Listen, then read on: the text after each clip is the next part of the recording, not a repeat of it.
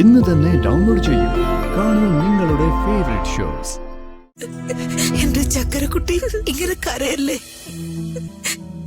അമ്മമ്മയുടെ ചങ്ക് പെടയാ.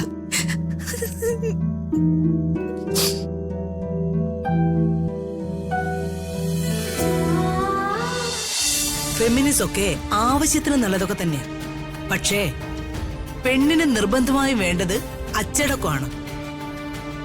പക്ഷേ നിനക്കാണെങ്കിൽ തീരെ അച്ചടക്കമില്ല. ചൊല്ലുവിളിയോടുകൂടി ഒരമ്മ വളർത്താത്തതിന്റെ എല്ലാ കുഴപ്പങ്ങളും ഞാൻ നിന്നിൽ കാണുന്നുണ്ട്.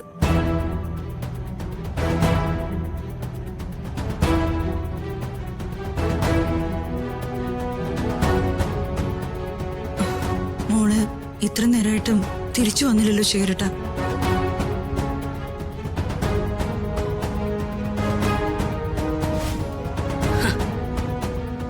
അമ്മേ, ചവിട്ടി കൂട്ടുമായിരിക്കും അവളെ.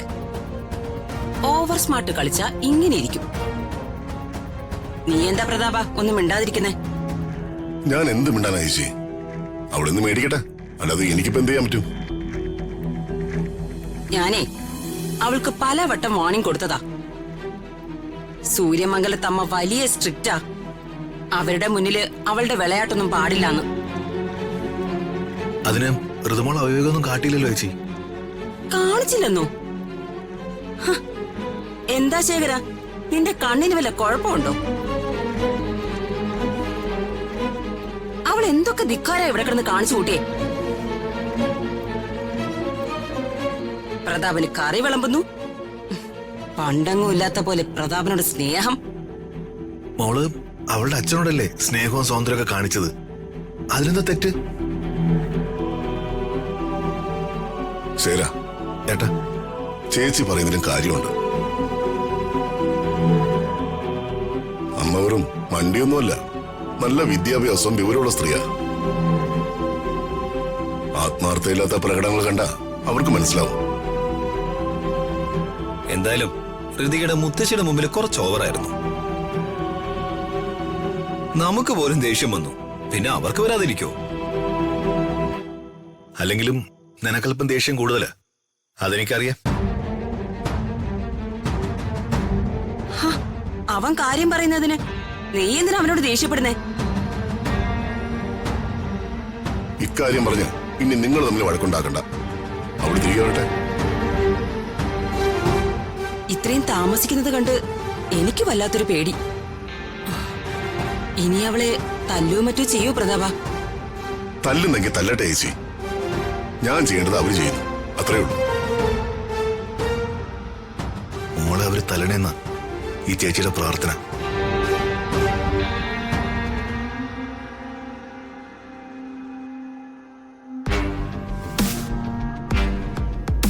എന്താ ശേഖര, ഇടയ്ക്കൊരു രഹസ്യം? ഞാൻ അവനോട് പറയുകയായിരുന്നു, ഭയങ്കര ചൂട്, AC ഓൺ ചെയ്യാൻ. അല്ലാതെ കൊല്ലക്കുടിയിൽ സൂചി വിൽപ്പന അല്ല അല്ലേ യാമിനി? ആ മുത്തശ്ശിയുടെ മുറിയുടെ വാതിൽ കുറ്റിയിട്ടിരിക്കുക. അതാ ഋതികയുടെ നിലവിളിയൊന്നും കേൾക്കാത്തെ. ദേഷ്യം വന്നാലേ അവരെ പിടിച്ചാ കിട്ടില്ലെന്നാ ഞാൻ കേട്ടിരിക്കുന്നെ.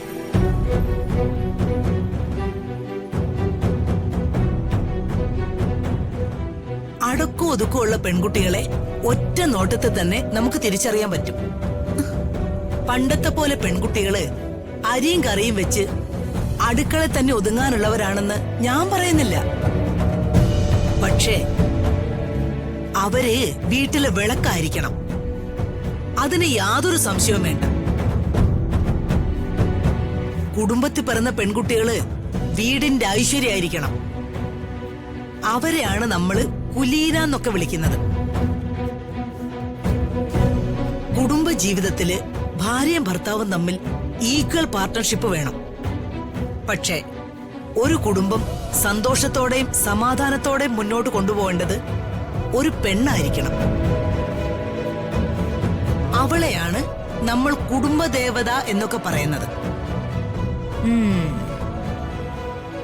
നീ അങ്ങനെയൊന്നല്ല. നിന്റെ മുഖത്തേക്ക് നോക്കി അറിയാം ആ അഹങ്കാരം. മന്ത്രിയുടെ മകളെന്നൊക്കെ പറഞ്ഞ കൊമ്പുണ്ടോ?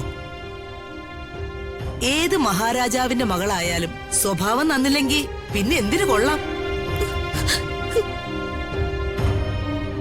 എന്റെ സ്വന്തം പേരക്കിടാവല്ലേ, കാണുമ്പോ തന്നെ വാത്സല്യത്തോടെ കെട്ടിപ്പിടിച്ച് കവിളത്തൊരു ഉമ്മ തരണല്ലോ എന്ന് കരുതിയാ ഞാൻ വന്നത്.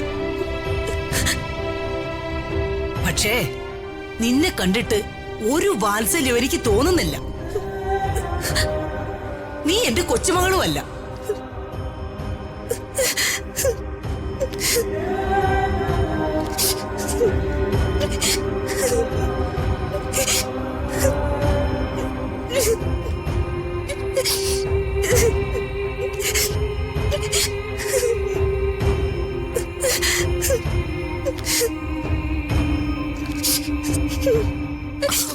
എന്താ ഇത്, കരയുന്നു? അമ്മമ്മയുടെ പൊന്നുമോളല്ലേ?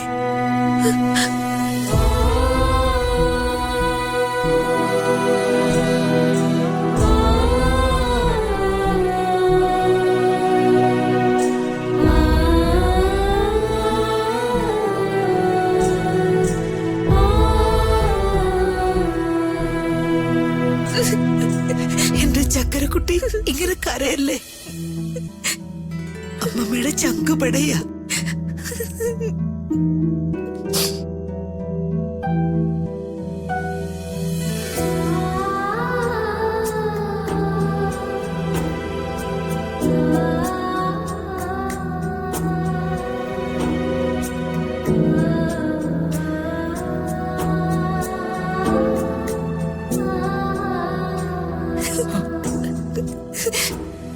അമ്മമ്മ കുഞ്ഞുമോളെ പരീക്ഷിച്ചതല്ലേ? അല്ലേ അല്ലേ ഭദ്രേ? പിന്നെ ഇതൊരു നാടകമല്ലായിരുന്നു. നല്ല നാടകം വേറെ, ഇതൊരു തട്ടുപൊളിപ്പൻ നാടകം. മാട്ട നാടകം എന്ന് പറയുന്ന പോലെ ഒരു നാടകം. കൂവണമെന്ന് വരെ എനിക്ക് തോന്നിപ്പോയി.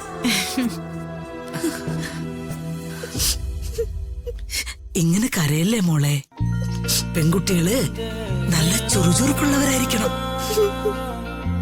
ഞാൻ വന്നപ്പോഴേ എന്റെ കൊച്ചുമോള് ഓടി വന്ന് എന്നെ കെട്ടിപ്പിടിക്കൂന്നാ ഞാൻ കരുതി. പക്ഷെ അങ്ങനെ ഉണ്ടായില്ല. ആ ദേഷ്യം അമ്മമ്മയ്ക്കുണ്ടായിരുന്നു. മോള് കരയല്ലേ? ഇത്രയ്ക്ക് പൊന്നോവനായ കൊച്ചുമോളെയാണല്ലോ അമ്മമ്മ ഇത്രയും കാലം മിസ് ചെയ്തത്. എന്റെ തങ്കക്കുട്ടിയല്ലേ?